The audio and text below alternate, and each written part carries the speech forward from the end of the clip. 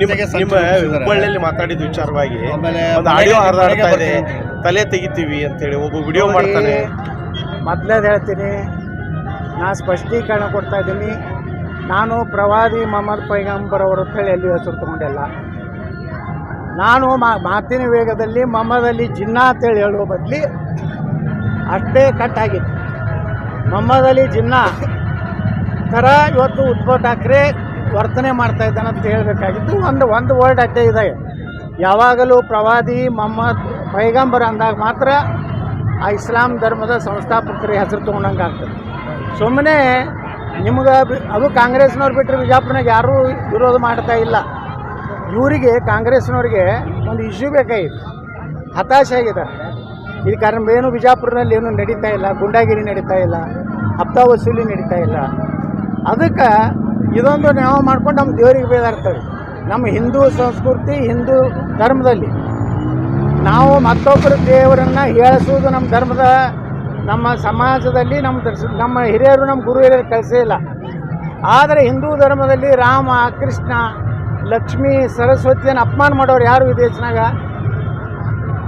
ಅವ್ರಿಗೂ ಇದೇ ಆಗಬೇಕಲ್ಲ. ಈ ರೀತಿ ಒಂದು ವ್ಯವಸ್ಥಿತವಾಗಿ ಸಚ್ಚು ಹಿಂದೂ ಏನು ಮಾತಾಡ್ತಾರೆ ಅವ್ರನ್ನ ಮುಗಿಸ್ಬೇಕನ್ನೋಂಥದ್ದು ಬರೀ ಅಲ್ಲಿಲ್ಲ. ನಮ್ಮಲ್ಲಿ ಕೆಲವೊಂದು ಜನ ಅದಾರೆ, ಅವರೆಲ್ಲ ರಾತ್ರಿ ಅವರಿಗೆಲ್ಲ ಸಪೋರ್ಟ್ ಮಾಡಿ ಅವ್ರ ಜೊತೆಗಿದ್ದಾರೆ.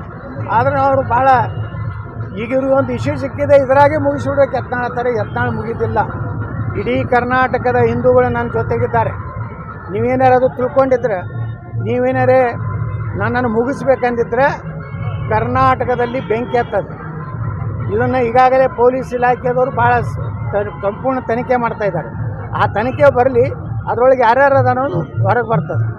ಇಲ್ಲಾಂದ್ರೆ ತನಿಖೆ ಮಾಡ್ಲಿಕ್ಕೆ ನಿಪಕ್ಷಪಾತವಾಗಿ ರಾಜ್ಯ ಸರ್ಕಾರಕ್ಕೆ ಹಾಕಿದ್ರೆ ಏನೇ ಕೊಡಲಿ. ಇದೇ ವಿಚಾರವಾಗಿ ವೇದಿಕೆ ಮೇಲೆ